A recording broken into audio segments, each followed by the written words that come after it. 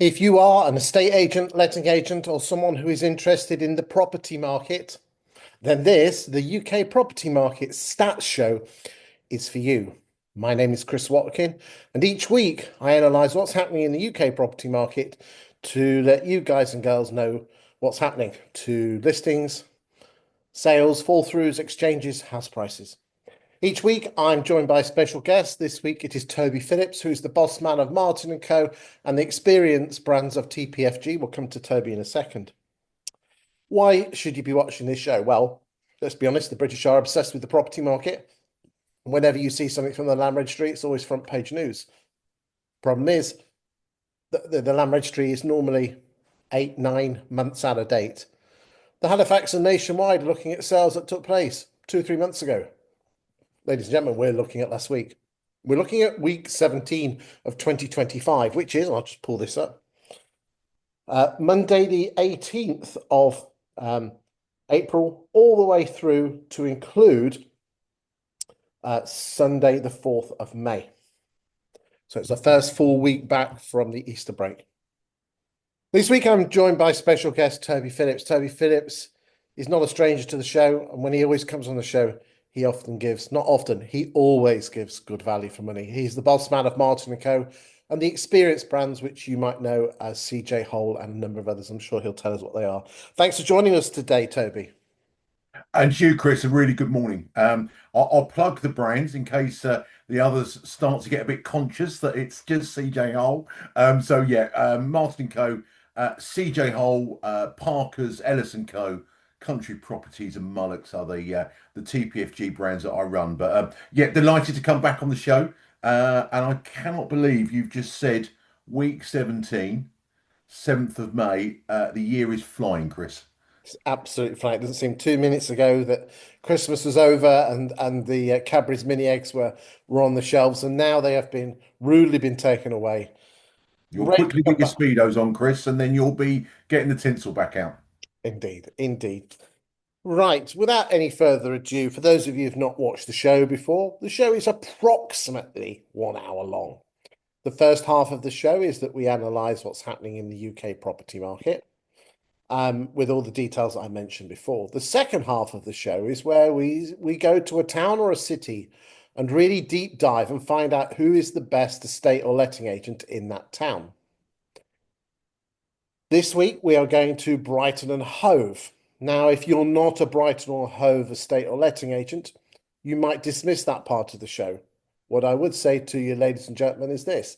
If you're suffering from overvaluing, cheap fees, and competitors that are doing the naughty, and you're trying to prove away that you're worth the higher fee and that they do overvalue, then we're going to be using a piece of kit, which in my opinion is absolutely amazing. Of course, I'm biased. And it shows which estate agents are overvaluing and which agents are not very good and which ones are exceptional. So if you suffer from those, you might want to watch that part of the show, because the bit of kit that I'm going to be using is the same kit that you potentially can have yourself. But anyway, more of that later. Toby, let's go and have a look at those stats, and we'll just go and take it from there. So here we go.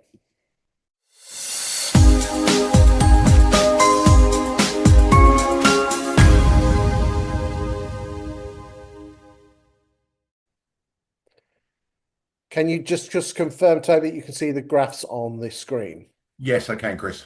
Brilliant. So what we do with regard to the graphs is that I look at one particular topic and chat about it for 30, 40 seconds. And then, Toby, we get your insight from this. For anyone, Toby's not seen, Toby likes to go by the seat of his pants with regard to the stats and shoot from the hip. So without further ado, let's crack on. So far, year to date, 630,552 properties have come onto the market, which is, as you can see here, is a sixth more approximately than the 9-year average going back to 2017. The white line on this particular graph shows the number of listings, and you can see here that there was a huge jump back this week because, again, what normally happens is Easter is a fallow 2 weeks, and you can see that in the graph there.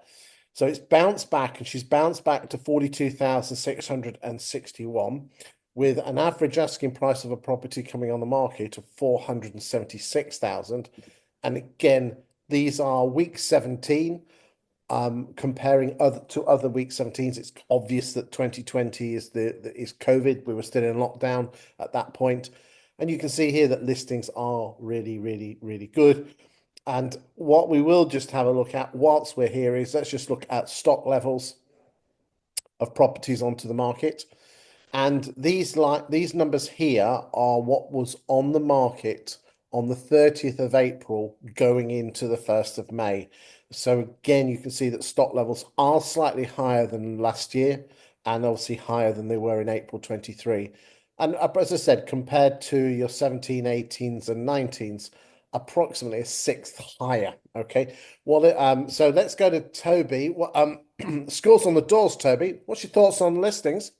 Yeah, I have to say, Chris, I think it's very much indicative of the market. If you look just prior sort of weeks 15, 17, I think now we've seen that almost spring surge.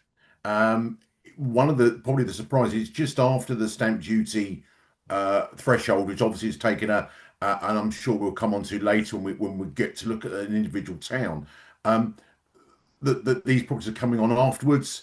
It's a seasonal market now, but the actual hike in instructions is actually really encouraging, especially when we're coming out of a change that we've just seen, Chris. So yeah, I think it by no means is the market saturated, but it's a really encouraging look this early on into the spring market that we're seeing that volume definitely.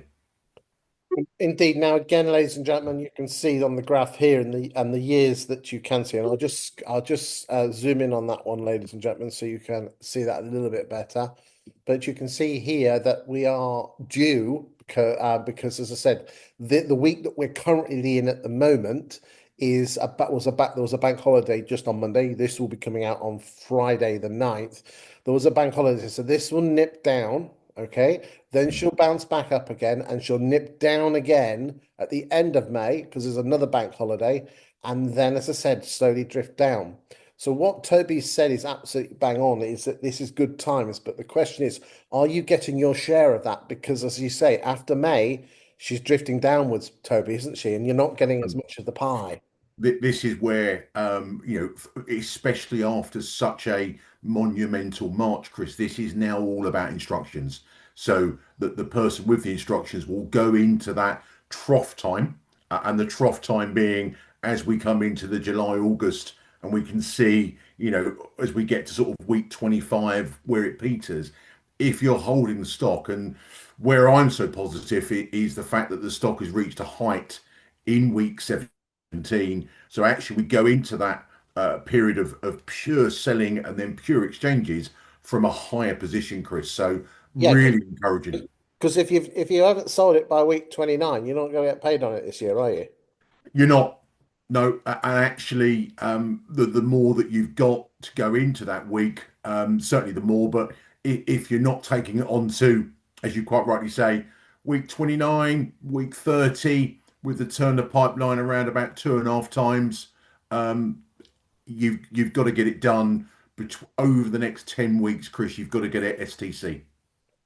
Yeah, interestingly, I've been looking at the stats now. We do look at the exchange figures, and we're filming this on Wednesday, the 7th of May. Now, the exchange figures for April slowly come through. We don't get it all on the 1st, 2nd of May, and the exchanges are considerably down to what we would expect. I'll just pull that up. But again, I will stress, ladies and gentlemen, this this is because it does take a while for it to come through. But again, look, that was the spike in March for exchanges, which is the red line. Okay. And then we've had that drop down. I suspect, and we will revise this every week going through May, that this red line will be higher, but it probably will be around the 60,000 mark. We ended up at the end of March with about 90-ish. Well, I've got the exact numbers, but I haven't got it on here. About 90,000 exchanges. So we had an extra 25,000 exchanges that we wouldn't normally expect in an April. So that's the advantage. The magic thing is though is If he giveth, he taketh away. And again, are we going to have a how bad a month is April going to be? So please, please don't go spending all that cash on Porsches. And actually, Chris, one of and a lot of the experienced agents out there will know, I've seen a March like this probably four times in the last 35 years through, double tax relief and all sorts of things and Boris bounces. What you have to do with your numbers is look at this across the quarter. So look at this as an April, May, June, because actually March and April are very much joint months. So it's 2 months in one. April, we're not going to see much change from probably most agents converting over 30% in March. Probably going to be somewhere in the teens, if that, coming into April. But May, and then you've got the 5 week month of June. So actually look at it across the quarter. You've been paid twice in 1 month. Yeah, and you're so right. It's not what you get paid in the month, it's what you get paid in the quarter and the year.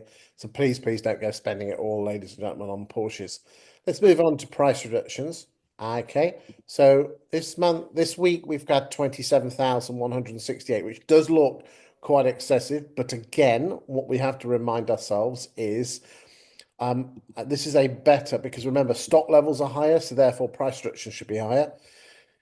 So and we do this on a month basis. So this is the April figure. And in April, 13.5% of agents' residential stock for sale were reduced. So whilst that does look good, I'm sorry, 13.5% is still not good enough. Especially when you consider, ladies and gentlemen, again, I will just show this to you because we like to flitter around a bit. Here we go. Where is that graph? Okay. Can't find that. Where is that graph gone? I haven't actually done that graph. Sorry, but ladies and gentlemen, last month we had exchange levels of around just under 60% of properties that left estate agents' books were exchanged, the other 40, but it's crushed down to around 50, which is again is quite normal. Is that enough price reductions? Is it? Is that enough reductions? We're only reducing 13.5% of our stock. I think when we look at sales through rates, Chris, time will tell. Sales through rates are probably still Well, on. I've got the stats on sell through rate. I'll just pull that now here. That'd be an interesting one. We're selling 15.36% of our residential sales stock a month. Hmm. Yeah. I actually think we'll see we'll see across weeks 22 to 23. I think we'll see price reductions increase, sheerly on the volume and sheerly on people wanting to get into their house within 2025. But I think at the moment that's a comfortable figure. The sales through rates are there. I think that figure may increase or will need to increase as we approach week 29, Chris. Okay, let's now move on and look at gross sales. Gross sales this week, 28,338, which is a fantastic bounce back from last week. Toby, that is the best sales week since May 22. No surprise, Chris, because we've had the best instruction week. So people might say that's a really obvious statement, but actually the more we have, with that level of reductions coming in, that sales week's not a surprise. We've had the best instruction week. We're in a great marketplace. Average house prices increased. It will lead to more sales, and that's not a surprise, Chris. It's brilliant news. But at the same time, remember, ladies and gentlemen, that we are only shifting on average in the last 2 years, 54% of the homes that we've listed. It almost seems like there's a polarized or black and white market. There's the stuff that's keenly priced and sells, and then there's the other 50% roughly that comes on the market and wastes people's time and cost agents money. Very true, Chris. Yeah, very, very true. And actually, when you dig down the amount of valuations that we're doing at the moment, and you look at the valuation conversion to exchange, Chris, that's probably going to be sub 30%, and that's in a good agency. So actually, when we're saying we're actually selling 54, 55%, that figure has stayed there for some time. It has stayed there for some time, definitely. Right, with regard to gross sales year to date, we are 10% ahead of last year. This year it's 445. Last year it was 405. And we are 18.5% ahead of 17, 18, and 19. The average price of a property selling is 369. And as I said, that's the level of sold subject to contracts. Again, very in the sort of ballpark um, of 22, 23, and 24. But again, as I said, this in terms of the highest number since I think it's week 23 or 22 of 2022. So Yeah. it's still good headline stuff. If you need to put a smile on people's faces, best sales month, best sales week since 2022, May, late 2022. Anything on that before we move on and talk about the difference between what's selling, price rise, and what's coming on the market? No, I just feel, Chris, it's, and talking to a number of my agents and talking to a number of our competitors, the strong point out there is listings, listings, listings. That the sales market is strong. We do feel that this sales market is going to hold for 2025, and those signs are really encouraging, Chris. But it's got to be the right listings, not any old listings. It's got to be the right listings, but again, the general public are more and more. We said at the start of the program, but also the general public are now more and more involved with that pricing. They're far more in the know this year than they probably were last year, actually, from the valuations that I conduct. So, right valuations, right vendor, but also the supply to make sure that people can complete the chains and move on. That's the thing. It's all very well selling houses, but you've got to complete those chains. So the abundance of stock has to be there for people to make those onward Yes. moves. Yep, you need to stop, but it's like Goldilocks. It's got to be not too little and not too much at the right price with motivated vendors. Let's move on and look at something that is beginning to concern me, ladies and gentlemen, and that is the gap between the average asking price of a property coming on the market and the average asking price of a property that went sale agreed. Now, this graph doesn't mean that the average house coming on at 476 is selling for 369. What this is saying is if you added up every month, and this is last month, if you added up the average asking price of everything that came onto the market this week, sorry, 476,290. Let's just remind ourselves of that number. There you go. Okay, hold on. I'll just come back.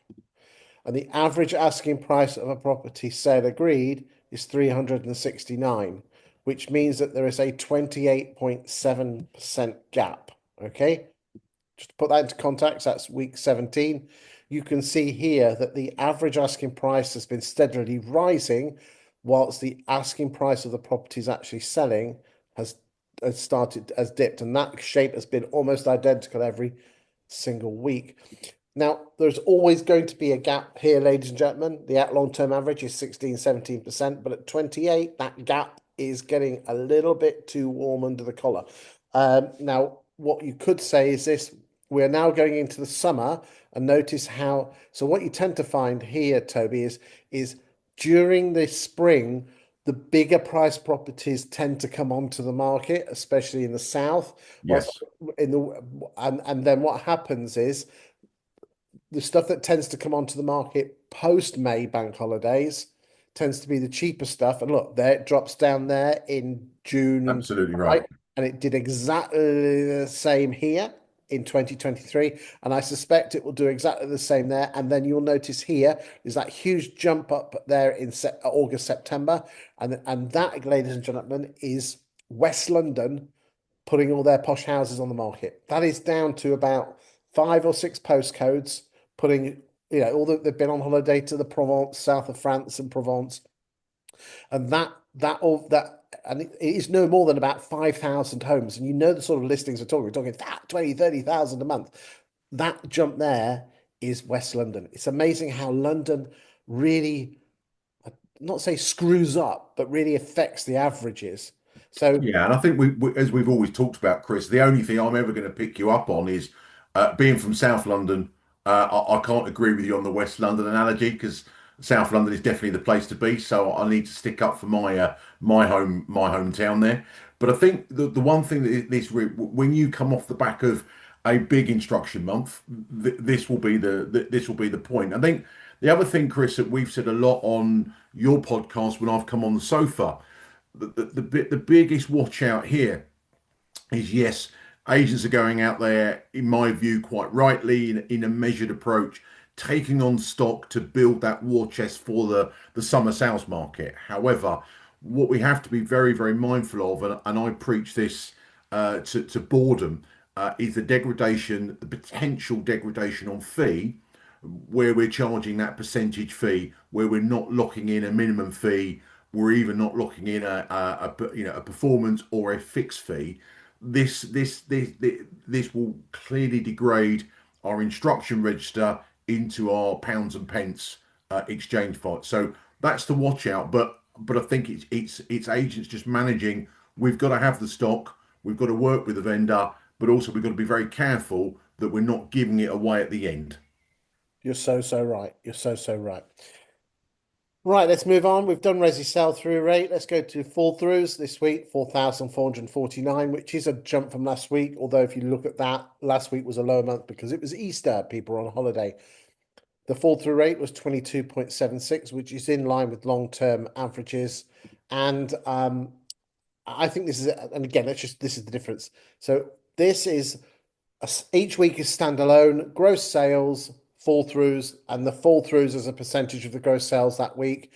Some people like this stat. I prefer this stat is how much of your pipeline did you fall through in the month? And as I said, we're on about 5.3, 5.4. Hmm. Which again, again, just to remind you, ladies and gentlemen, this is the where we're all making hay, but we're still losing fall throughs, and then we had the Kwarteng budget, and we had the interest rates. That's the budget in 22, and that's interest rates. We had a slight fall through. Again, let's just do some more fall through stats. There you go. It'd be expected that 2020 was a high fall through, and there's your fall throughs there. Ready to go on to net sales? Yeah, interesting, Chris, on the fall throughs without lingering it too long. I would have expected that to be slightly sharper.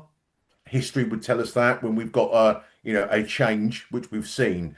But actually, for me, I think actually that's not a bad result in terms of where fall throughs are, Yeah. considering the volumes. What is nice to see is that the trend line is slightly downwards, Yes, which is fantastic. quite surprising.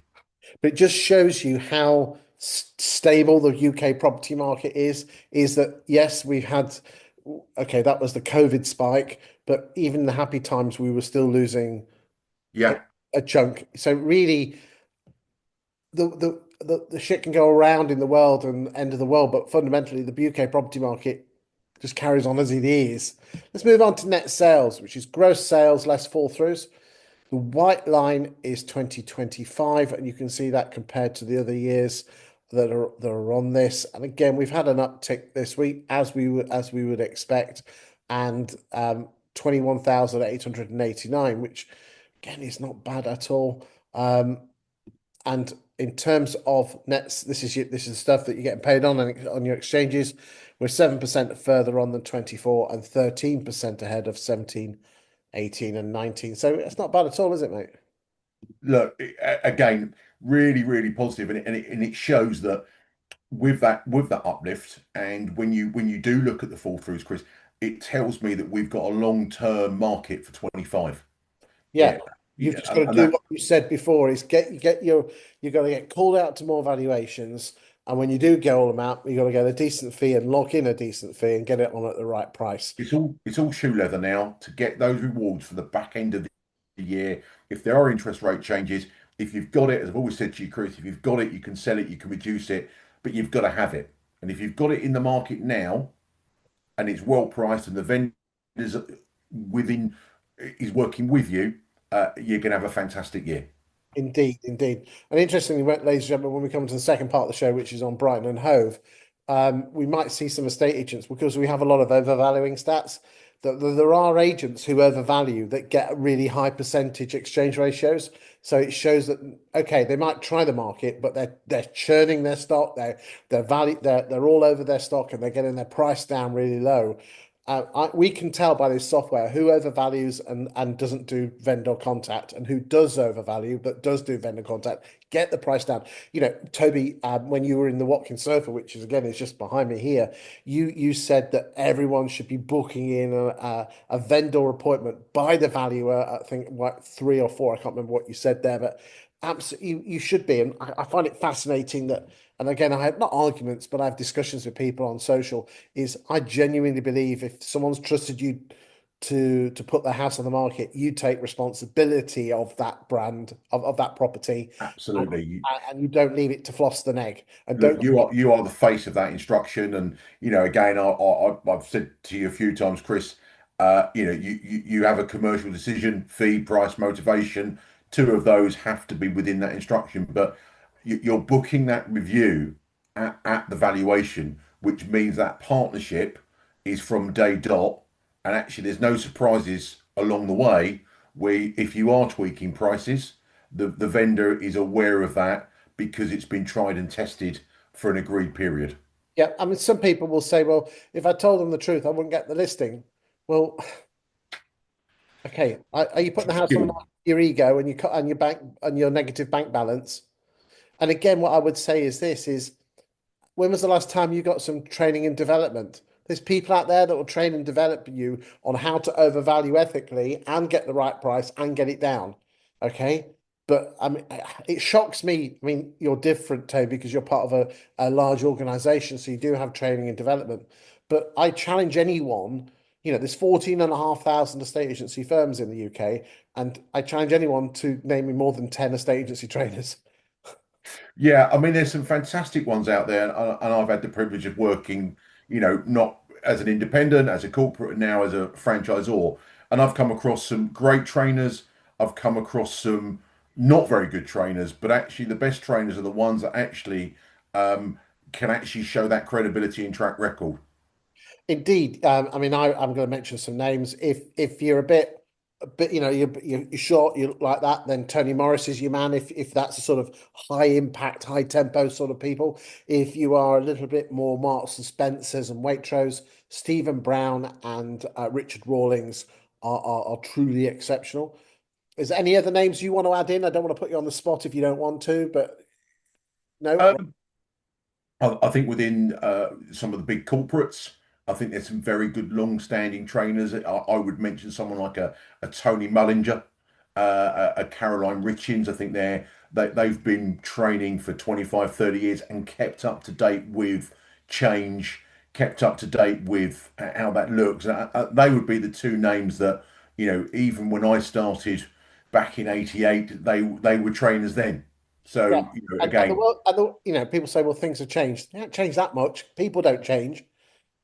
And No, they don't, and yeah, agendas don't change. And but I think it's you have to have the credibility as a trainer, Chris, of a story to say that on a wet Wednesday evening in Stoke, you went and beat four agents to it, and this is how you did it. And you can show that year on, year out. indeed. It's not just, actually, I don't really want to work in a branch. I want to be a trainer. Bang on, bang on. Chris Webb is someone that I want to just flag up. Chris Webb, fantastic. Yep. Jason Cannon as well. So, right. Again, here we go. 53.3% of homes that left estate agents' books in April exchanged, the rest withdrew. Again, that number will slightly change. There's your numbers that were in March with the stamp duty. And interestingly, we get spikes every December because again, a lot of people trying to rush through the exchanges. Um, Let's move on. Sales pipelines, 453,000 properties in estate agents' pipelines. Again, nice, big, chunky pipeline. But again, if you work your sums out, ladies and gentlemen, we're not actually getting that through. We're getting that through probably less than just under two a year. We're recycling our pipeline just around two. It's not good enough, is it? It needs to be at least two and a half. And when I had black hair and you had some hair, Toby, we were pushing our pipelines through at three and a half, four times a year, weren't we? Don't get me started, Chris. Couple of extra graphs here, which just shows you the proportions of for sale or properties in your pipeline. And again, the actual numbers there. Some of you will like to geek out on your stats. Finally, we're looking at this graph, and this is a technique which tracks the land registry 5 months in advance. The orange line is the pound per square foot figure on the sales agreed, and it's at £344.53. Now, you cannot value a property on pound per square foot individually. Regionally, it's pretty good, but nationally, that orange line tracks the land registry almost perfectly in 5 or 6 months in advance. So if you want to track the land reg, you just follow that orange line there. It's shocking that the red line new listings, and again, can you remember we said earlier on that the listings, especially the posh stuff, were coming on the market? You can see here that we've had quite a jump from around 360 to 390. So there's a lot of posh properties coming on the market, especially where you come from in the south. I think we're going to get some disappointed homeowners. Interestingly, in London, if you put your house on the market, ladies and gentlemen, you only have just over a 1 in 3 chance of actually getting the property sold. Amazing. Yeah, Nationally, 53 in London are just around 36%, which again is shocking. That is the end of the first part of the show. Is there anything you want to say before we go to Brighton? I think, Chris, just on that, it's about also remembering that where we're seeing larger instructions coming on, notoriously these people are going to be looking for a move away from an area or a downsized move. That will start to buck those prices coming down as well. So again, it's about making sure we've got the supply at both ends of the market, because that's the only way that we'll ever speed up this pipeline turn. Because in those agreed sales, if agents are putting in everything into their pipeline, we should just be looking at those completed chains, because that's going to be the key to speeding up the turn. Excellent. Well, without further ado, thank you for your input in the first part of the show. And now let's go to Brighton and Hove. Thank you, Chris.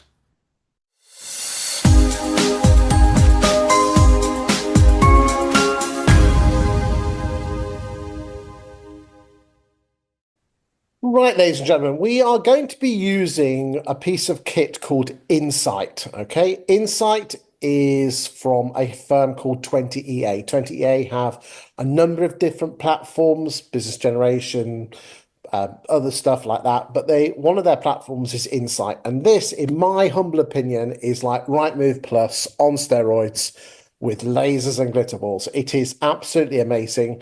It looks at the data. It gives you shed loads more data than Rightmove Plus. That's nothing against Rightmove Plus. It just gives you a hell of a lot more data and detail.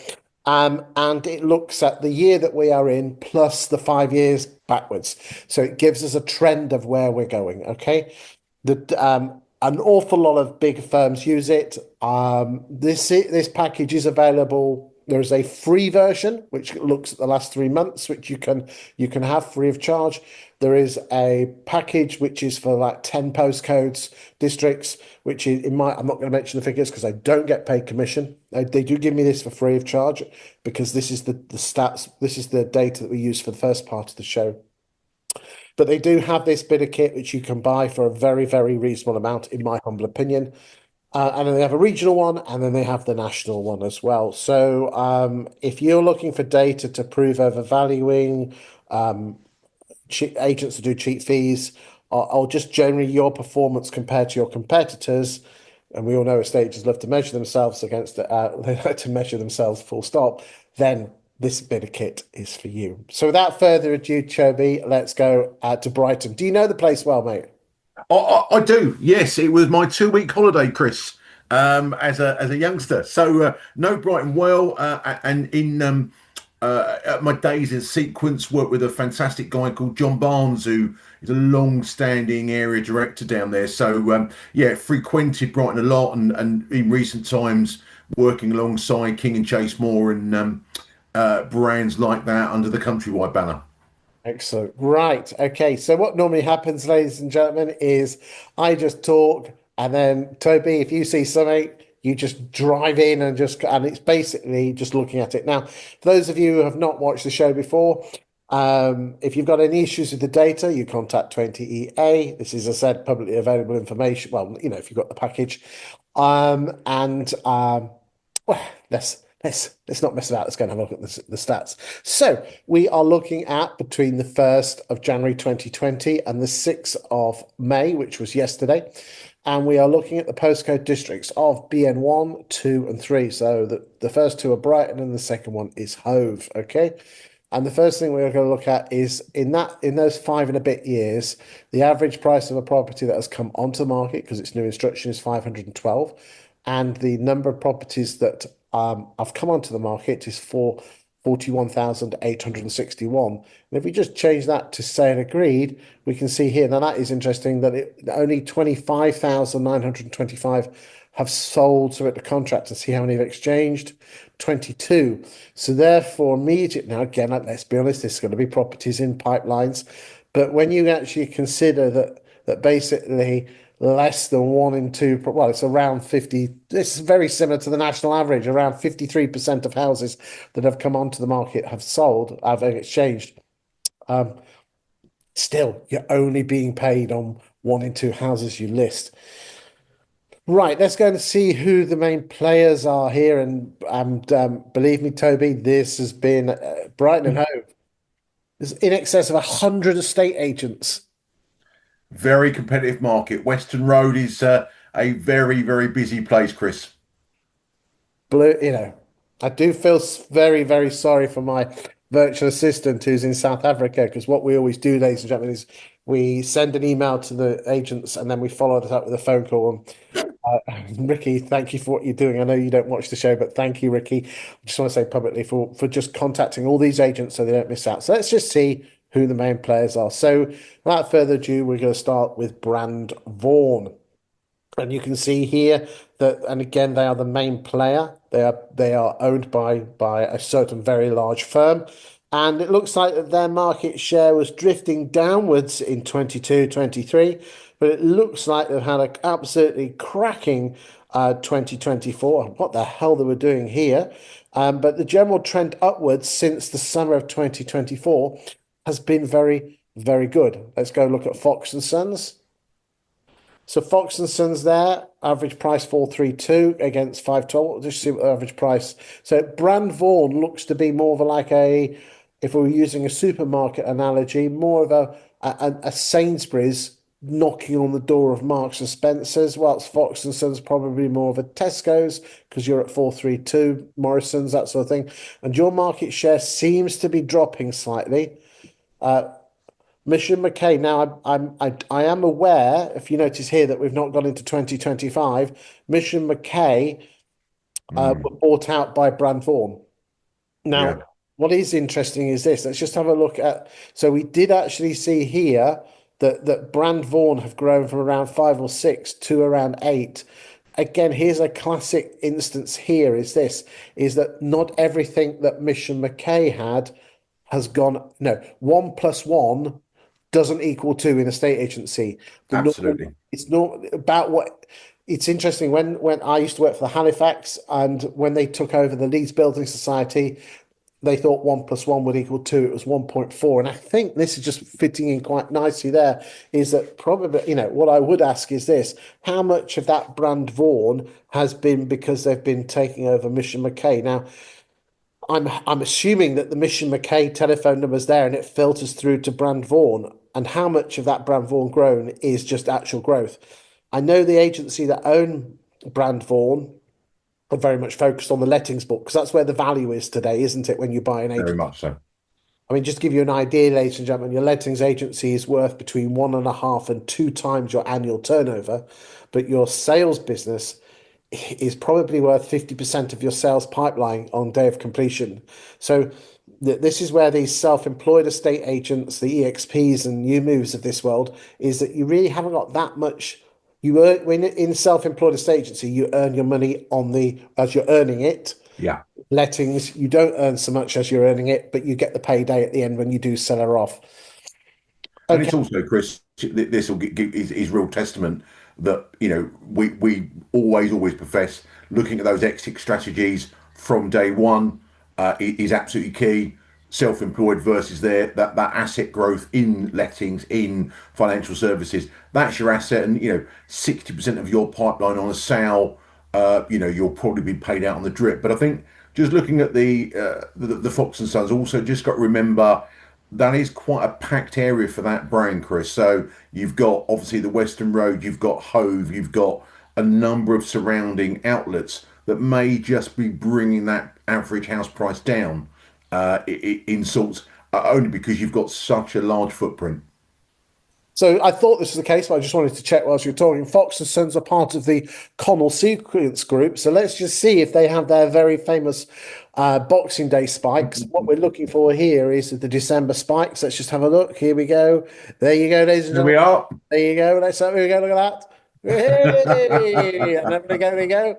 So again, now interesting. I have done some research on this, and some cool hipster estate agents saying that they poo-poo the idea of the Boxing Day bounce. Guys, if you actually look at the net effect of what Connell Sequence do with they're a winner. They get the net effect is that they win more listings.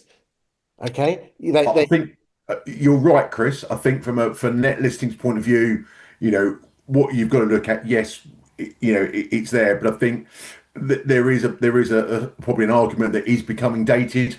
It is becoming a bit old hat, and actually, the way we now market properties, we should be getting the eyes on them throughout the year. I think it's now becoming a little bit dated, that approach. I don't. We do look. We don't disagree on most things, but I'm going to basically say is that it's a bloody tough game out there in a state agency. And if you've got, we think it's old hat because we've been in the game 20, 30 years, but a vendor's only been in the game once every 7 or 8 years. So, horses for courses. Let's move it. Right, let's Cubit and West. Guys, I know what you're doing there, but that is a slow drop down, isn't it? Okay, and again, I bet you that's April. Yeah, that's the April. There's always agents that put a few houses on the market in April 2020, so they have a unseasonably high spike. But basically, your market share, where you were a 7 or 8% player in 21, you're now a 3 or 4% player. And I'm not criticizing. Just No, and again, a good brain, Chris. Part of the Aaron Estates, big in the South Coast, and it could just be something to do with staffing change, etc. But in terms of a known brand down there, that's a surprise that their market share is moving backwards because they are, out and out historically a very good performing office in that South Coast area. Big, strong, good history. Sawyer and Co. And again, it looks like they've had a decent 20, 21, 22. Slight easing off in 23, but seems like 24 and early 25 is doing well. Yeah, it's not bad, but probably if I was going to say anything, a very, very slight drift downwards, but nothing major, but maybe something that the guys and girls at Sawyer and Co. might want to be aware of. It looks like people are just nibbling away at your market share. We'll move on from King HomeWise. King and Chase-Moore. Now, you might not be able to see this, ladies and gentlemen, because it's the yellow, but they seem to be bouncing around between 2 and 4%. Isn't it interesting? We just have a quick look at the market share. Is that look? There's two big players, isn't there? Like so, this is your Champions League, Brand Vaughan versus Fox and Sons. Then you have another cohort of about four agents, which is Mission McKay, which although I know they've gone since, but this is looking last 5 years. So you've got 4 or 5 of agents who are around that 3 or 4% mark, and then everyone else around that 2% mark. And it's really close there, isn't it? Let's just have a whiz through these numbers. Elliot's, so we did Missions. Okay, Missions, look at that, guys. You're Yeah, doing really well. spiking. Yeah, Yeah. like that. Elliot's. Looks like you had a good 23, but a drift off down. Lexton's. Okay, again, you were growing in 21, 22, and 23. What's happened in 24? Spencer and Lee. Nice and steady. Phillips and Still. Foster and Co. Slightly your growth. We like you, Foster and Co. John Hilton. David Maslam. I'm going to go through these because there's a lot of agents and we're They're growing Jacobs and Steele, Mansell, McTaggart, not but nice and steady. Oakley's, Golden Lemick. Just go through these. So again, I don't want to miss anyone out if we've contacted you. It's interesting there, Chris, when you waved over Hamptons.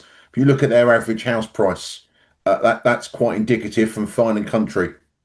Yeah, okay. Well, So I'll go down to 50, and then what we will do, ladies and gentlemen, is we will just can't believe how tight everything is down here.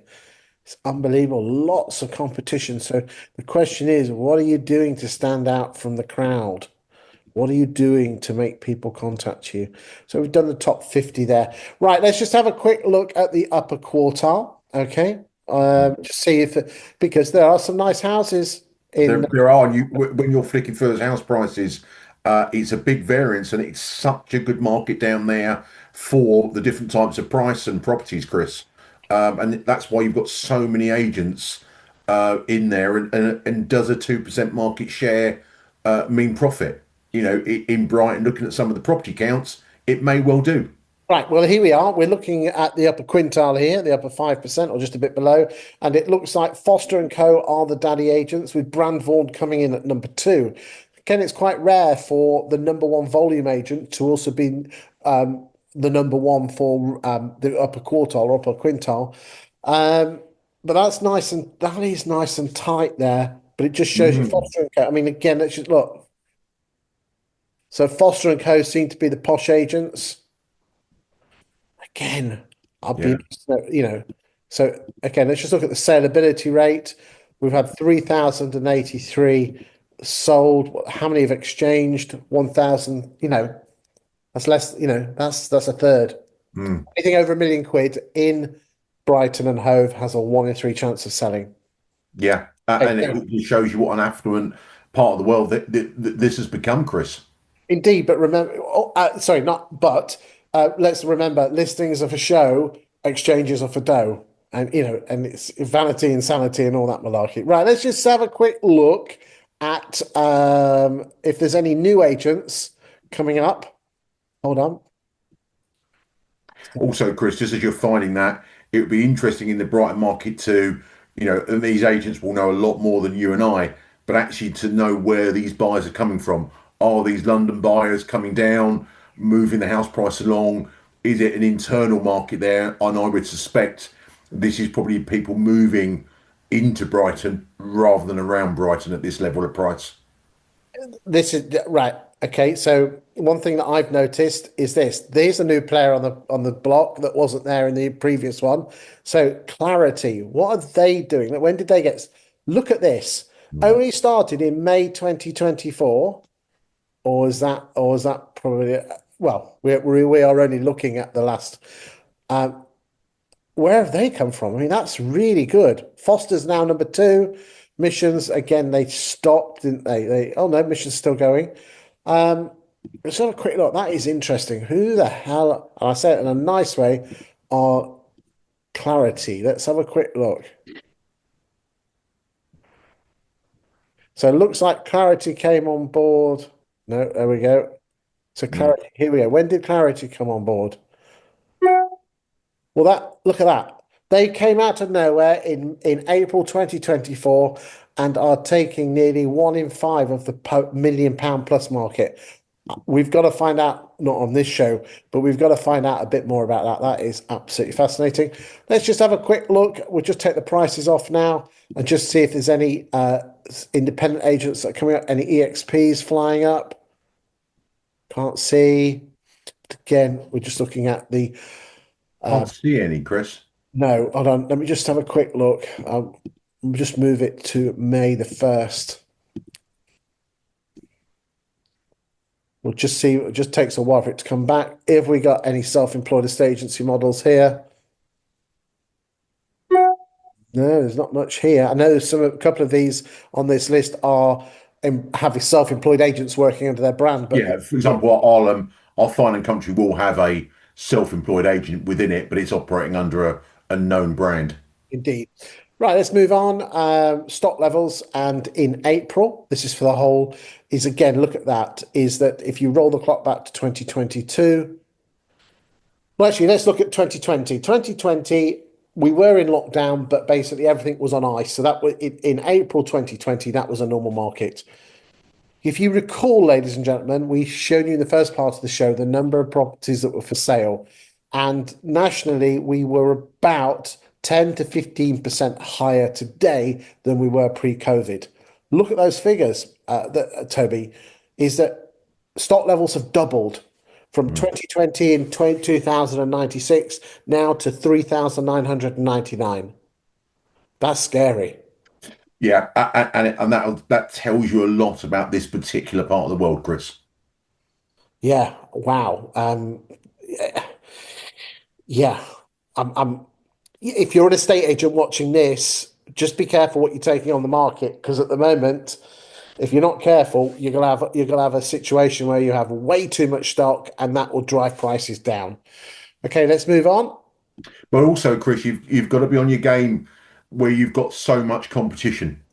So, whilst the cake has doubled, there are more people into that cake. So you have got to be on your game day in, day out.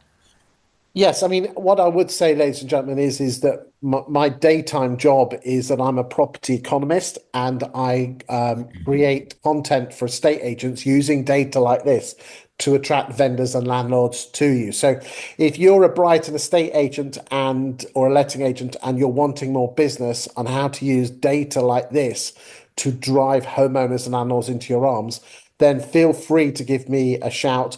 My colleague Ricky Lee has emailed you, so you can reply back to that, or you can give me a tinkle on 07950 147 572. I can only work for one agent per location, so you can either have me with you or you can have me against you. And I do help estate agents grow their estate and letting agencies.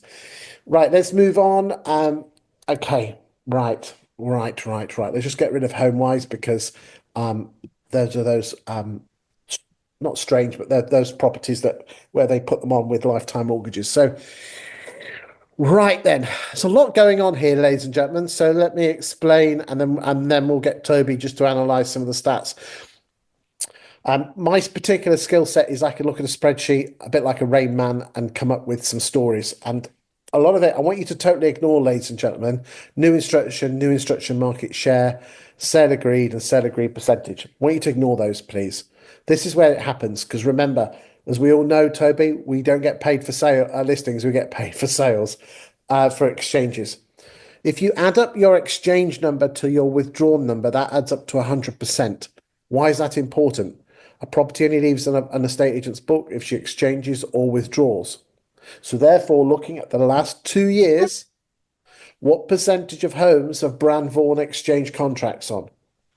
And I must admit, big round of applause, but being the big agent in the town, normally that is at the expense of the volume agent to be an agent with a lowish exchange ratio. That's, but I must admit, a big round of applause to Brand Vaughan that you have a 59.39% exchange ratio, which means Fantastic. Yeah. so for anyone what does that mean, ladies and gentlemen? For every 100 houses that Brand Vaughan have put onto the market, they've been paid on 59.39% of them. Whilst And, Fox ones, and it's interesting, Chris. You're going to come on to Fox and Sons. Look at the 39%. So they're 20% behind in terms of exchanges, but also the withdrawal column. And again, I know we'll agree to disagree.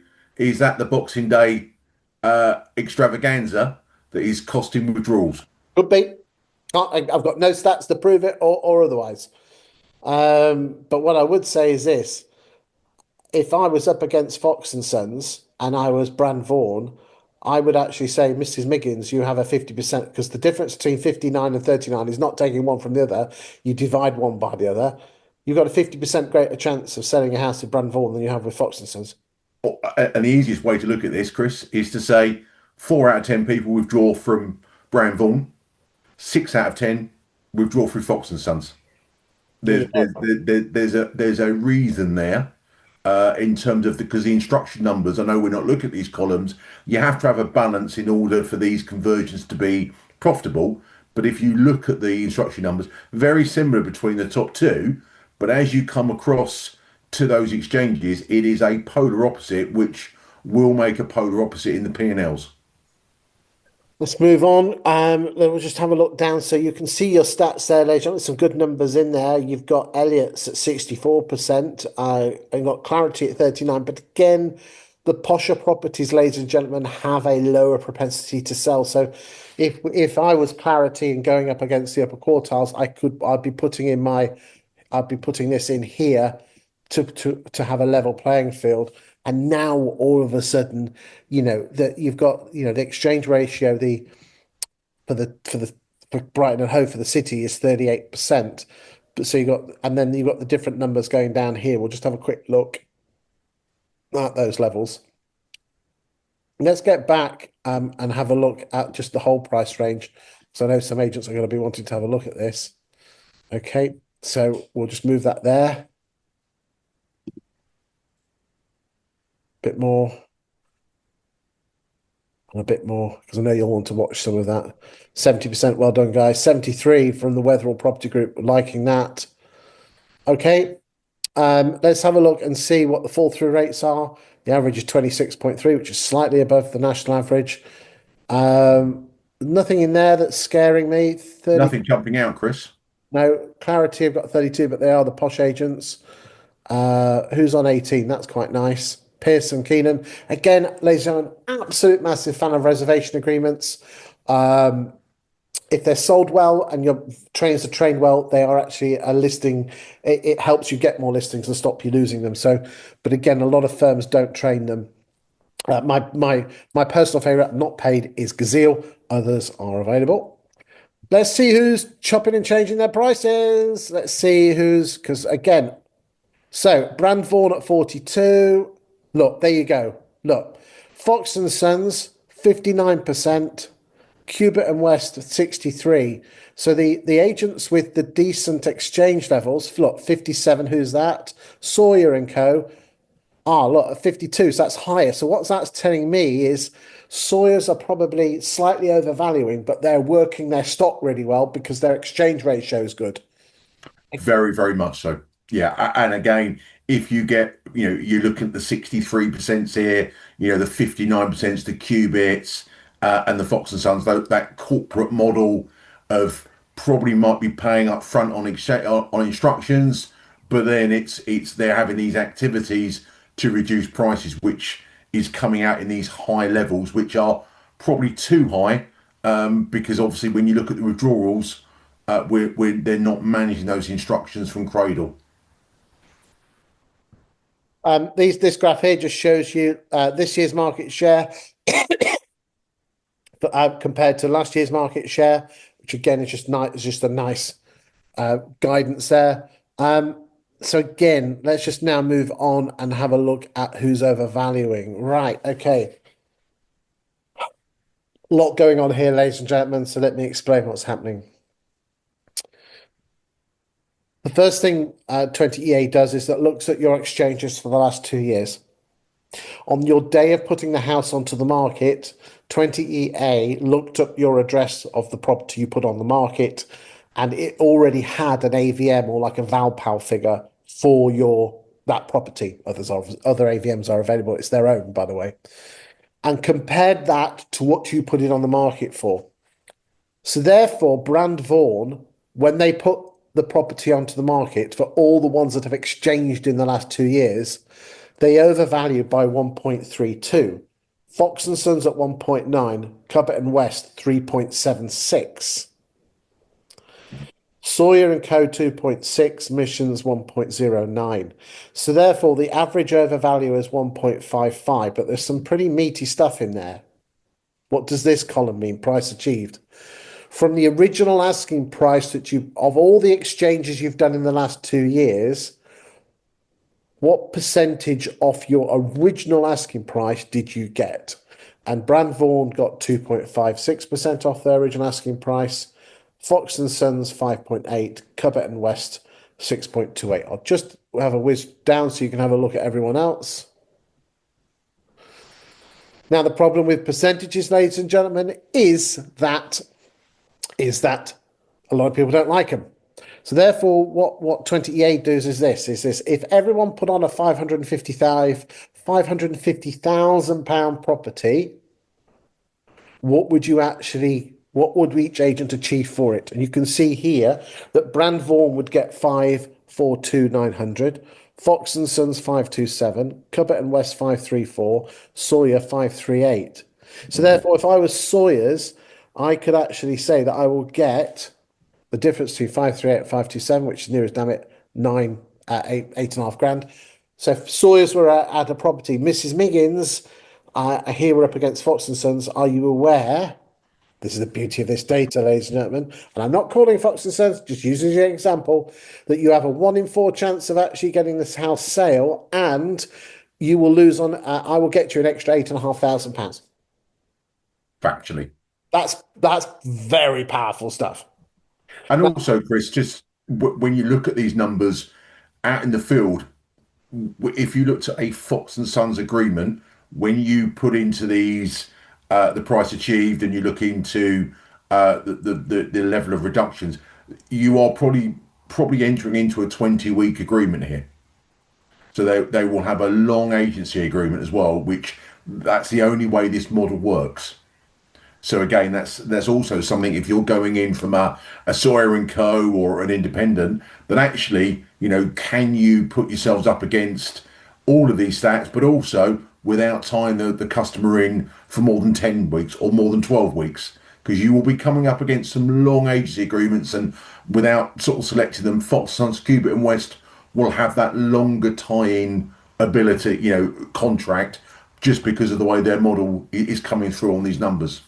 And again, ladies and gentlemen, if you're an independent agent, when was the last time you sent your valuers out for training on how to deal with overvaluing? Again, big massive tip for you, ladies and gentlemen, is this: don't hit them with evidence. Don't hit them with comparables. Remember, 19 out of 20 decisions a human makes, the emotional side of the brain has to say yes first, and then it has to be signed off by logic. If you're going in with logic with a price overvaluing, it's not going to work. So you tell a story of someone who is overvalued, and then you hit them with the logic. And what I would be doing here is this: I would be taking this sort of data, putting it onto my iPad, and then telling a story, and then showing them this screen and say, Mrs. Miggins, this, for God's sake, ladies and gentlemen, don't use this in your marketing. Do not use it. This will not work in your marketing. It will backfire. But you need a different type of marketing to get you onto the sofa. And then you use this type of marketing with the power of story to actually get that sorted out. Again, if you've got any questions, you can always give us a call. We'll just have a quick whiz down just so everyone can have a look at what their competitors have been doing. Let's move on to who sells the houses the quickest. And it looks like Brand Vaughan are the quickest estate agent at 56 days from new instruction to sale agreed, and Sawyer and Co at 57. The average is 74. Clarity do really well at 81, considering they're the posh agents. So again, at Fox and Sons at 81 days, and Cubbett and West 104 days. Again, overvaluing. And then again, here's a massive stat, ladies and gentlemen, right? If a property takes less than 25 days to get to a sale agreed, sold up to contract, its chances of it then subsequently going to exchange and completion is 94%. If a property takes more than 100 days to achieve a sale, the chances of that sale subsequently going through to exchange of contracts is 56%. So therefore, if you overvalue but don't get your price down, not only are you going to sell less, but you're going to get more fall throughs. And again, there you go. We proved it here. Big fall through rates and big price changes and withdrawal rates that are quite frankly appalling. Not mentioning names, but there's some real shockers in there. Right. Anything on that before we go and look at lettings? No, absolutely. I think it really shows a very clear picture, Chris. Right, so remember, Brighton is a student market, so I've seen some spikes in here. There's going to be, let's just have a quick look where we go. There you go. So November seems to be the student month of choice, so it's going to mess the figures around a bit, but let's just have a look. Here we go. So Brand Vaughan, notice how their market share is slightly drifting. Again, if they bought Mission McKay out, Yeah. they're going to see an uplift in their numbers of property stock. So we'll keep an eye on that one. But again, let's have a look. We'll come back to open rent in a second. Leaders looks like going up a bit. MTM looks like they're a student letter. Property moves. Fox and Sons, Belvoir, King Chasemore. We'll just whiz through these. Mission Mackay, again, they've obviously look, they've Oh, got no. 2 or 3% of the market, so that's going to be added on to Brand Vaughan. Brentford, yeah. Yep, so they're going to be around the 12 or 13% mark. Just whiz through these. Again, ladies and gentlemen, you can tell the size of a portfolio by the number of properties they let per year. On average, uh, in a non-student town, however many listings they've done that year for rentals, if you multiply that by between 3 and 3.5, that is the size of their portfolio. With a student lets, you're looking at the number of rental properties, depending on the mix of professional students, 1.5-ish, late knocking on the door too, but not too much near two. Just do this. I want to go back. All right, okay. We're just doing this a lot. It's a very tight market, isn't it? Very tight, isn't it? Not a lot in it at all, Chris. Yeah. Wow. I'm just gonna. I owe it to the lady. Oh, hold on. There you go. Who's that? Clarity. I'm liking Clarity. They've become your new favorite. Yeah. I don't know if they're brand new or whether it's a rebrand from someone else, but normally with rebrands, the data just carries on. Just Let seem to be growing. I'm just going to go down. There we go. I don't want to miss anyone out, and I want to come back to open rent. Bloody hell, mate! This is there. Martin and Co. That's you guys. Yep, it is. Foster and Co. They seem to be strong on sales, but posh houses, but not. God, I'll do a bit more, ladies and gentlemen, because I know Mission's doing well. Some market, Chris, down there. I'm amazed, absolutely amazed. Okay, right, I'm going to finish it there. Right, open rent, ladies and gentlemen. Here we go. What we've got there, ladies and gentlemen, is we've got a market share of open rent of around 7 or 8% in 2020, and now we're knocking on the door of 15%. Right.